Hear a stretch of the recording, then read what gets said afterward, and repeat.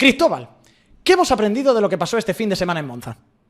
Hemos aprendido bastantes cosas, Giorgio. Voy a empezar por una primera que quizá es evidente, pero hay que explicarla. Y es que Red Bull y Verstappen todavía saben hacer magia. Y bueno, yo creo que se ha explicado en este programa ya con detalle, ¿no? La cuestión de decisiones clave que han llevado a que un coche que es inferior al McLaren en este Gran Premio fuera superior, porque lo era. Pero ¿cómo lo era, no? ¿Qué hubo que hacer para llegar a ese punto? Evidentemente, tomar caminos extremos, y esos caminos extremos solo se pueden tomar con un piloto, ¿no? Por eso, en 2027, todo el mundo tratará de tener un hueco en su alineación, y si no lo tienen, lo harán, porque todo el mundo va a pretender que Max Verstappen pilote para ellos. En este caso, y ya digo, no voy a entrar en máximo detalle, pero me quedo más con la reflexión, ¿no? Que un coche netamente inferior, que en algunos grandes premios recientes no ha sido ni siquiera segunda fuerza, a veces ni siquiera tercera fuerza, sino cuarto coche en liza, pues ha podido ser el primero, y me atrevo a decir destacado, porque sí, los 20 segundos que sacó Verstappen, pues fueron demasiados para lo que verdaderamente era el ritmo del neerlandés, pero le hubiera podido meter 10 segundos a Piastri o a Norris, al que McLaren hubiera querido, y fue brutal. ¿Cómo se hace esto? Pues llevando a las últimas consecuencias una filosofía que conocemos de hace tiempo, y es que ese coche tiene que girar mucho, y Verstappen hizo que girase la leche. ¿Cómo lo hicieron? Descargándolo de atrás al máximo, incluso recortando el alerón entre viernes y sábado. Yo creo que esto lo has explicado con máximo detalle y con fotografías, pero claro, la magia viene por dos vías. Primero, poniéndole todavía más a la delantera cuando estás quitando la trasera, es decir, cambiando el balance del coche para que sea todavía más sobrevirador, consiguiendo hacer una vuelta rápida al máximo de los máximos y ser primero, pero más importante todavía, porque cuando vi el sábado la clasificación dije, bueno, este hombre ha dado el todo por el todo, va a salir ahí delante, tiene una buena velocidad punta y tratará de aguantar de cualquier manera, ¿no? Esa era la reflexión primera, porque ese coche no puede aguantar una carrera a buen ritmo.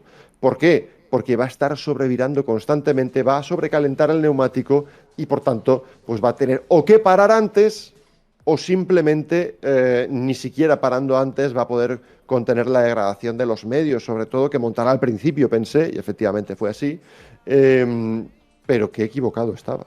Y aquí es donde está la verdadera magia, ¿no? La magia de la confianza del equipo en el piloto, la magia del piloto de hacerlo funcionar, es algo que no tiene muchas palabras, no tiene mucha explicación y por tanto nos emociona.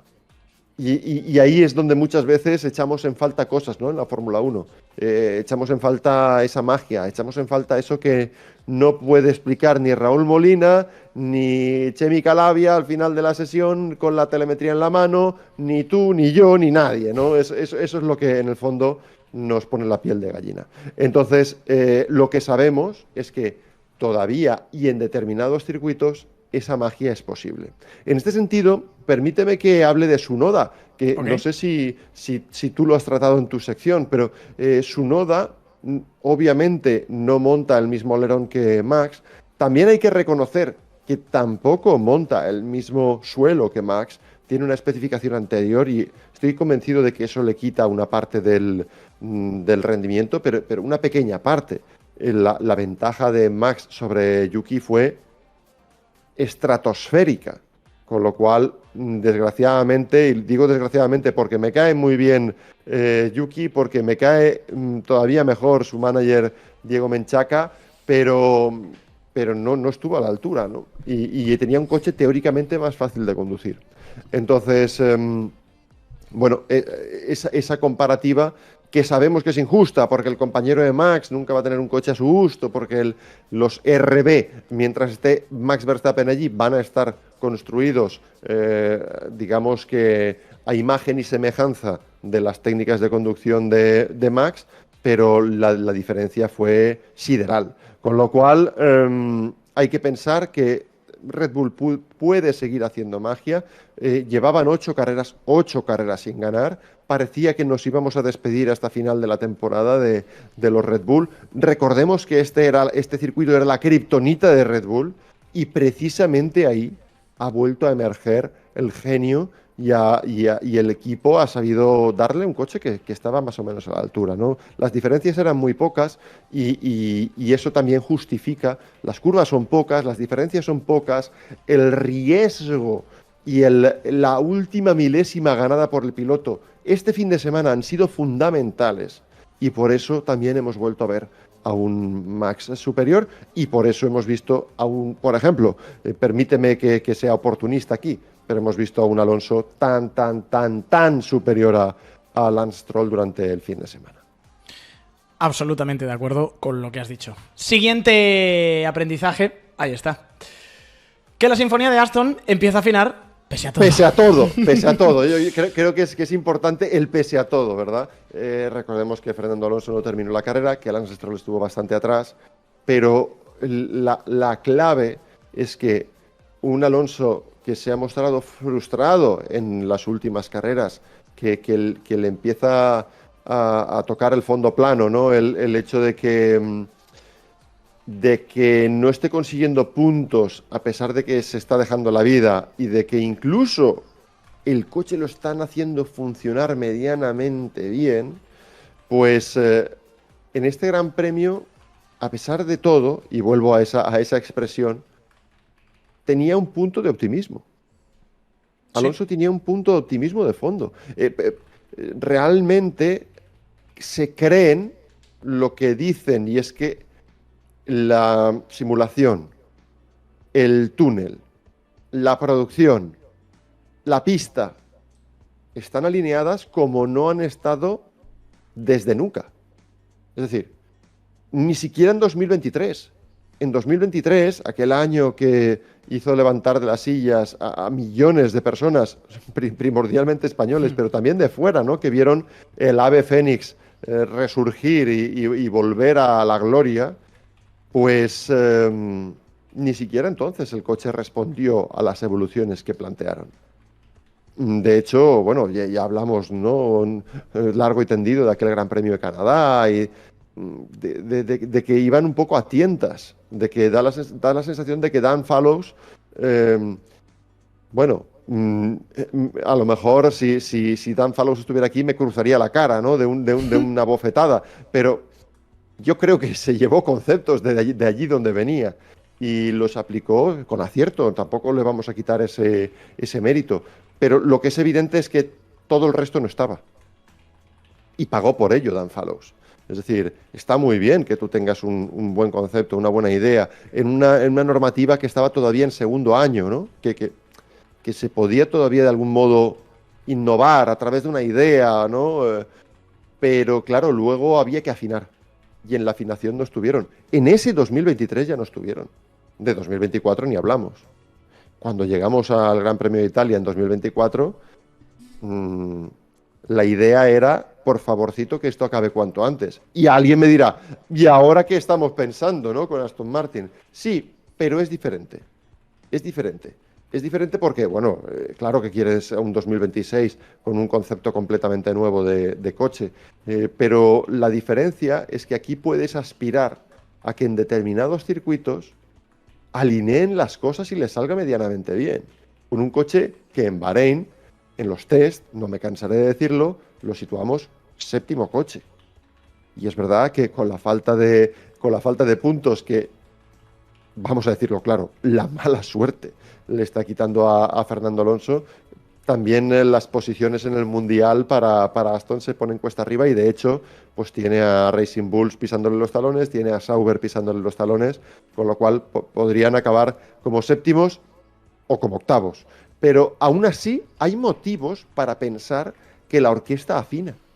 Y eso es maravilloso. ¿Garantiza eso un 2026 de gloria? No. ¿Nos autoriza para creer, para soñar, para tener un punto de esperanza? Para mí, sin ninguna duda. creo que nadie debe sentirse culpable, ningún aficionado, ni ningún periodista, siquiera, ni ningún miembro del propio equipo, porque recordemos que aquí entre los equipos no saben cómo están los rivales para 2026, pero creo que tienen elementos para creer que puede pasar, que pueden tener un buen coche. Entonces, como ya los resultados, la suspensión, la mala suerte, todo eso se ha analizado por demás, creo que es momento de decir sí, pero recordemos que la orquesta afina. Sin palabras. Tercera. Bueno, wow. Williams o el equilibrio inestable, ¿no? Sí. ¿Por qué digo eso? Bueno, porque la clasificación del Gran Premio de Italia fue trágica para el equipo Williams. Recordemos una cosa, el equipo Williams, por ritmo, lo analizamos bien. Y quiero recalcar la palabra bien, porque tú y yo estuvimos viendo las tandas, estuvimos viendo la vuelta seca, la vuelta rápida. Y daba la sensación de que Williams estaba ahí delante, para estar en las 3 primeras líneas. Y creo que podrían haber estado en las 3 primeras líneas. De no ser porque el equipo Williams tiene unas lagunas muy preocupantes. Igual que la orquesta en Aston Martin afina, aquí no. Aquí es al revés. Aquí tienen un coche que nació bien, especialmente para algunos circuitos. Sin embargo, toda la parte de ejecución está fallando. Y que fallase en Bahrein, que fallase en Arabia Saudí, en Australia, en España, lo admito. Que siga fallando en Italia, que cometan errores, son errores de interpretación de su propio coche. No entender cómo calentar el neumático. Sacar a un coche con 2 vueltas de gasolina cuando va a hacer solo una finalmente. Que como consecuencia de ello, y muchas veces con una diferencia de criterio entre ingeniería y el que va dentro del coche, y no hablo solo de Carlos, hablo de los 2 pilotos, pues finalmente haya un criterio de a medio camino, ¿no? Haz esto a ver qué pasa. Eso es muy mal síntoma para un equipo que también tiene que hacer un coche completamente nuevo con unas reglas nuevas. Y me preocupa que esto suceda después de traer fichajes como un director de operaciones nuevo, como muchos ingenieros nuevos, pero muchos ingenieros nuevos, porque ahora tienen el dinero y antes no. Y tienen un jefe de equipo competente como James Bowles. Y aún así no se ven los brotes verdes. Eso me preocupa. El coche nació muy bien. Oye, eso no se niega. Que en Bakú los vamos a tener otra vez dando guerra. No tengo duda. Que el ritmo el viernes y el domingo era muy bueno, no hay duda. Pero si sigues fallando en cosas que te ponen contrapié desde el principio del Gran Premio, no vas a sumar los puntos. Están viviendo de rentas de un inicio de temporada en el que sí sumaron, sobre todo a través de Albon, grandes puntos porque el coche iba muy bien y sigue yendo bien en realidad en algunos escenarios, pero está enmascarando y temo que el equipo sea connivente o cómplice o de algún modo mire a otra parte, ¿no? Con cosas así. Que hagan un Aston Martin 2024. Me preocupa con el equipo Williams. Y te diré más. Algunas fuentes muy discretas, cuando se les pide un poco radiografía del avance interno del equipo, de cómo están cambiando las cosas, de si están espabilando o no, te dicen muy despacio. Y estas fuentes no hablan español, lo digo para no engañarnos, ¿eh? Estas fuentes no hablan español. Y te dicen eso, con lo cual no puede dejar de preocuparme. No puede dejar de preocuparme, al margen ya de la casuística de Carlos, de la que ya hemos hablado largo y tendido, que no merece la pena abundar. Solo un dato, con la clasificación de Italia, empató en clasificaciones Sainz con Albon, teniendo en cuenta que en los primeros grandes premios de la temporada estaba fuera de onda completamente y no podía entender todavía el coche. Cuando lo entendió, las cosas funcionaron, la velocidad está, el ritmo de carrera está, los puntos no están. Bueno, eso ya es otra discusión. El punto, lo que aprendimos, está referido exclusivamente al equipo. Pero y te digo una cosa, que en esta clasificación Carlos iguala a Albon, pero que en Emilia-Romagna Carlos supera a Albon, que tengo aquí sacar las cuentas. Se pone 3-4 por delante en clasificaciones de Albon. O sea que incluso con el principio de temporada de adaptación y malo que era, Carlos ya estaba por delante de Albon en clasificación. Sí, que la velocidad ha estado. Que no, por eso te digo que estén a 20 puntos de Aston Martin y de Racing Bulls en constructores cuando tendrían que ser quintos destacados, y no sé si haciéndole cosquillas a Red Bull, que solamente tienen un coche. Estamos de acuerdo, algo falla, ¿no? Ahí es donde me quiero quedar, ¿no? O sea, esto no va del piloto español, esto va del equipo y preocupa de cara al año que viene. Siguientes. Aquí viene la madre del cordero. Las pautas para adelantar superadas. Sí, ya hay que tirar esto a la basura y hay que hacer otro reglamento. Ahí discrepo, fíjate, que están superadas, sí. Tú lo has explicado magistralmente en una sección que se podrá ver en el canal de YouTube de soymotor.com y que mucha gente lo ha visto ya en directo, pero yo me quedo con el cómo lo cambiamos, ¿no? Y me explico. Tienen que cambiar, para mí es evidente, y fíjate, es un español el que nos lo ha puesto en la mesa en los dos últimos grandes premios. En uno como víctima y en otro como verdugo. En los dos casos se cumplieron las normas y los dos casos para mí son discutibles. Es decir, no puede ser que llegar por delante al vértice de la curva te licite para hacer cualquier cosa. Es así, y por tanto el otro día Sainz lo hizo bien y por eso se llevó la sanción Berman, que podría haber hecho un Antonelli perfectamente, frenar, te pones detrás, si realmente eres superior ya lo pasarás, y decidió pues levantar el pedal del freno. Decidió levantar el pedal del freno, bueno, yo estoy aquí, a ver si me dejas un huequito.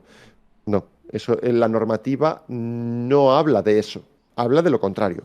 Habla de, estás detrás, te van a pegar el cerrojazo, frena. Pero claro, ¿hasta qué punto eso son carreras? ¿Hasta qué punto, o al menos eso son las carreras que queremos? Claro, yo te he estado escuchando a ti también, Giorgio, y dices, no, es que hay que dejar espacio. Bueno, hay que dejar espacio, ¿en qué condiciones? Porque si lo que hacemos es un dive bomb, esa fue la era previa, inmediatamente anterior a la actual. ¿Y sabes qué? A mí me gustaba todavía menos que la actual. Era un punto en el que la porción significativa, ¿no? Tener en paralelo una porción significativa de tu coche con el del otro, significaba que el otro te tenía que dejar espacio. Pero claro, resulta que hay muchas curvas en las que si te deja espacio en una curva en la que tú en el fondo vas por detrás, tú vas a poder adelantar en la siguiente sí o sí. Y eso, en mi opinión, tampoco puede ser. Sobre todo cuando dices, vale, ¿qué puedo hacer yo para tener una parte significativa en paralelo con el otro coche? Pues soltar el freno. Echarme desde casa a Dios. Y se hacía. Y veíamos maniobras auténticamente suicidas. Era una Fórmula 1 guarra. Era una Fórmula 1 que nunca hubiéramos visto en los años 70 ni en los años 80, cuando los pilotos se jugaban el pellejo, en cada adelantamiento, en cada maniobra. Y por tanto, yo no quiero volver a eso. Me parece bien que se cambiara. Y me parece bien que hubiese unos límites para quien quisiera adelantar. Pero claro, si lo llevamos al extremo, podemos encontrarnos con situaciones ridículas, en las que el piloto que sigue solo puede hacer un adelantamiento completo y limpio antes de la frenada, prácticamente, ¿no? Y eso tampoco puede ser, o debe tener una ventaja de neumático espectacular. Ventaja de neumático, por cierto, que en el caso que estábamos analizando de Monza, era de Sainz. Pero no me quedo con el caso, me quedo con la filosofía. Es obvio que hay algo que cambiar. yo insisto, lo que dije en Zandvoort, no sé si hay que cambiar los estándares o hay que pormenorizar en cada gran premio, en ese lugar, máximo 2 lugares, en los que puede haber una interpretación, en los que puede tener sentido presionar con paralelos a otro coche, obligándole al otro a dejarte espacio para tú luego poder hacer una maniobra a la contra. Creo que eso forma parte de las carreras en los karts, en las pequeñas fórmulas, en los GTs y debería formar parte de las carreras en la Fórmula 1. Y eso el actual reglamento, las actuales pautas lo prohíben. Y eso no puede ser, tiene que cambiar. Pero ¿cómo tiene que cambiar? Ahí es donde se me escapa. O se analizan las telemetrías muy rápido y se detectan las picarescas más rápido aún, o se dan curvas específicas donde haya una norma específica, o no sé muy bien cómo hacerlo. Porque te digo una cosa, cuando se deja a los comisarios examinar la picaresca, te puede pasar una Australia 2025 con Alonso y Russell. Y eso, para mí, fue criminal. Criminal. Eso se carga también las carreras. Con lo cual, ¿dónde encontramos los equilibrios? No lo sé. El que tenemos es bueno, es insuficientemente bueno. Para mí, algo debe cambiar. Debe haber más espacio para la creatividad. El actual sistema limita demasiado. Convierte las carreras a veces como en vías de tren, ¿no? que tienen que ir paralelas y punto. Y sin ningún tipo de interacción. Sería para sentarnos, o sea, no creo que lo podamos resolver ahora. No, estoy seguro de que no. Pero trabajo, es que, oye, nosotros no escribimos las reglas. Nosotros observamos las carreras. Y tenemos un contacto directo con la audiencia. Y escuchamos a la audiencia. Y escuchamos a los protagonistas. Trabajo nuestro es levantar la mano, dar las soluciones y las tenemos también. Pero si no, tampoco nos vamos a sentir mal. Lo que está claro es que algo tiene que cambiar. Ahí estamos de acuerdo. Ya hablaremos largo y tendido del tema de los adelantamientos, porque esto pasa, Giorgio, perdona que te corte, pero el otro día hablando con una persona clave de la FIA, que pasará pronto por este canal, por cierto, nos decía, es que todo empieza con una reunión prácticamente entre cervezas. Prácticamente entre cervezas, ¿no? La cerveza no entra aquí, pero empieza todo con grandes profesionales. Hablo de pilotos, comisarios, juristas, todos juntos, gente con poder de decisión, obviamente, todos juntos diciendo, vale, vamos a plantear escenarios, ¿no? Y cómo deberíamos tratar esos escenarios. Y me parece, sinceramente, eso me parece un buen principio. Pero hay un momento en el que se vuelven de cartón piedra. Y eso es lo que hay que cambiar. Hay que ser realista. Porque no queremos dejar cosas a interpretación, porque entonces significa que nos podemos pillar los dedos. Los hombros de alguien pueden pesar mucho. Yo lo que decía, lo de dejar espacio, sabiendo interpretar cuándo tienes que dejar espacio y cuándo no. Todos sabemos, pero todos sabemos. Claro, sí, ya lo sé. Pero ahí entonces, como tiene que estar escrito, hay que poner unas líneas y unos metros y unas igualdades y unas cosas que no aplican, que es imposible. Porque son coches que se mueven en 2 ejes a 300 por hora, cada uno en una curva completamente diferente en cada circuito. Entonces es imposible que aplique. Si yo digo hay que dejar un espacio de 1,5 metros con la línea blanca, luego yo ya sé si tú te has tirado desde casa a Dios y aquí has entrado descontrolado, y aunque la regla dice hay que dejar espacio de 1,5 metros, no ibas a ningún lado, chico, y por eso te penalizo. Esa es la interpretación que yo quiero. Estoy de acuerdo. Y yo creo que telemetría en mano se puede saber. Creo que se puede saber. Y creo que hay personas capaces de analizarlo y además rápido. Pues volvamos, por favor, a los inicios, volvamos a los básicos y juzguemos las carreras en función de lo natural, yo creo. Exacto. ¿Fue natural lo que pasó en McLaren? Para terminar ya. Bueno, fíjate, has visto qué poético. McLaren fabula con una competencia pálida. Oh, qué Y, bonito. Cuando se pone a escribir esta persona, de verdad que... fabula, ¿por qué fabula? Bueno, porque están construyendo su historia. Sí. Están construyendo su película. Y la están construyendo a veces desde boxes y para equilibrar ánimos, ¿no? Para enmendar sus propios errores durante la carrera, penalizando a tu propio compañero.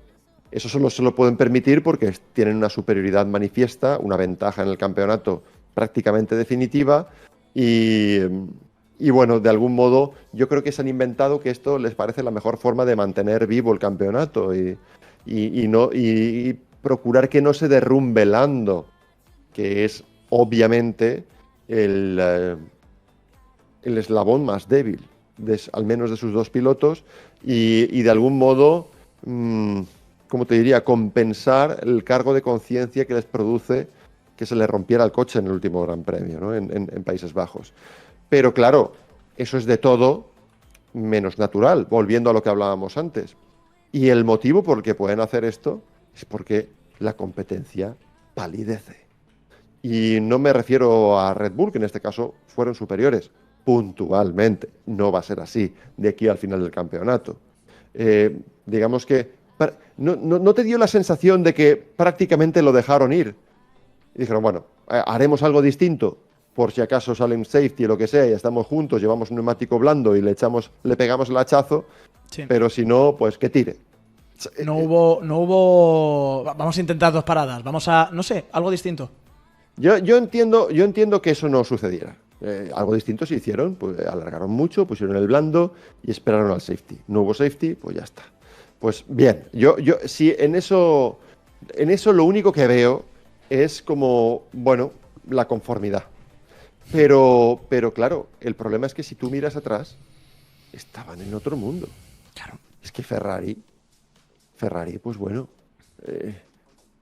hizo una faena de aliño en su casa y la lleva haciendo mucho tiempo, con un SF25 que a principios de año todo el mundo pensaba que iba a ser candidato al campeonato del mundo. Entonces es terrible, ¿no? Es terrible. ¿Y qué hay de Mercedes? El invisible hizo lo que pudo. El pobre Russell hizo lo que pudo. Pero sabemos que el coche no está y sabemos que el otro coche, el otro piloto en el otro coche tampoco está. Y es que no estuvo ni cerca. Es que no estuvo ni mínimamente inspirado. Es que no estuvo a la altura de alguien a quien se le ha llamado el siguiente Verstappen. Es que se lo están cargando. Eso es un error garrafal para mí del equipo. Es un exceso de ego de Toto Wolff. Y me pregunto si en el ámbito técnico estarán pasando cosas así en Mercedes, ¿no? Yo he sido un gran defensor de Mercedes, incluso en los años del iPod Zero y todo esto. Porque han demostrado en el pasado que son muy grandes. Pero hay una especie de parálisis, me da la sensación, y creo que puede estar causado porque alguien no da su brazo a torcer. Visto lo que están haciendo con Antonelli, me cuadra perfectamente. Ahora están empezando a hablar de... No decepcionante, ¿no? Pero bueno, que estaba por debajo de lo que se esperaba, de algún modo. Es culpa vuestra. Es culpa vuestra. Entonces, ¿por qué digo todo esto? Porque esa es la competencia que tiene McLaren. Gracias a eso se pueden permitir hacer tonterías como la que vimos entre Norris y Piastri el otro día. Y Piastri yo creo que lo hizo porque se cree superior, o sea, aceptó porque creo que en este momento ya se cree superior. Y dice, vale, que aquí hay 3 puntos o 6, ¿no? Entre los que pierdo yo y gana el otro. No pasa nada. No vamos a romper la baraja todavía.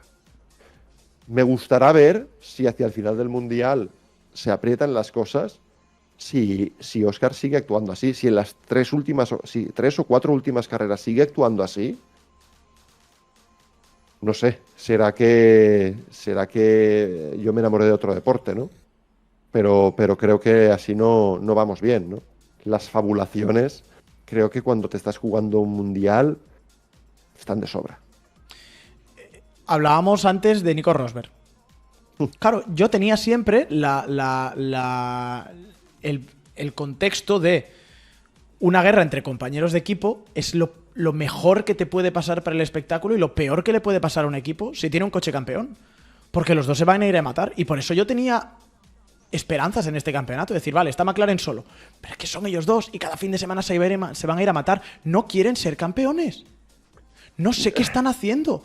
No entiendo. No entiendo Bueno, cómo alguien que puede ser campeón del mundo de Fórmula 1 acepta regalar 6 puntos. No lo entiendo. están jugando de momento para el equipo. Y llegará un momento Sí, pero en el que jugarán para ellos. Espero. Porque si no, ya resultará que los grandes campeones pueden ser buenas personas. Y eso. no, pero sí puede ser buenísima persona, pero En es. pista no. En pista no. Y también Fuera puede de ser pista. buena persona en pista, pero esto es una estupidez. Perdón, pero esto es una estupidez. ¿Qué tendría que haber hecho Piastri? ¿Retirar el coche en Zandvoort? Porque Claro, a Norris se le rompió el motor. Claro, no, ¿Qué va a pasar me tengo que si en retirar. el último pit stop del año es un mal pit stop Es que para no es Piastri justo o para para Norris? Lando. ¿Eh? No ¿Cuándo, es justo ¿cuándo para cortamos? Ya. ¿Cuándo cortamos? ¿Cuándo cortamos esto? ¿Cuando llegue Norris a los 0 puntos con Piastri? Y entonces los 31 puntos que ha ganado Piastri por narices de renta no valen nada. No lo sé, Giorgio. Simplemente desde el principio de la temporada he estado favorable a McLaren y decir, bueno, van a jugarlo así la primera mitad del año, van a construir un gran colchón y luego van a volcarse en el espectáculo. Pues no sé si es que quieren buscar que se igualen otra vez en puntos y entonces ya dejarlos que se maten entre ellos o qué, pero me da la sensación de que ya en Italia ya habría que dar rienda suelta, porque el Mundial de Constructores no lo van a perder, Giorgio. Entonces, no acabo de entenderlo, simplemente no acabo de entenderlo, no me gusta, no creo que genere afición. No. Y lo que no se puede negar es que ha generado debate. Eso sí que hay que reconocerlo. Pero, ¿tú cuántas veces has visto eso en la IndyCar? O en la En NASCAR. Fórmula 1. Ni en Fórmula 1. Y en Fórmula 1, Chris. ¿Qué equipo luchando por un campeonato hace esto? Es pan sin sal. Y no es lo que necesitamos, yo creo. Es un reality show. Han convertido esto en cuanto guionizas el deporte, lo conviertes en un reality. Es absurdo. En el momento en el que guionizas un deporte, se convierte en un juego absurdo. Le quita todo el sentido. Todo. Sí. Estoy de acuerdo, Giorgio. Entonces, pues eso. ¿Por qué se pueden permitir esto? ¿Por qué pueden guionizar? ¿Por qué pueden fabular? Porque tienen Ferrari una decidió hacer un competencia. coche nuevo, hombre. Es que, claro. Tienen una competencia pálida, ¿no? Por remitirme al título del puntito este.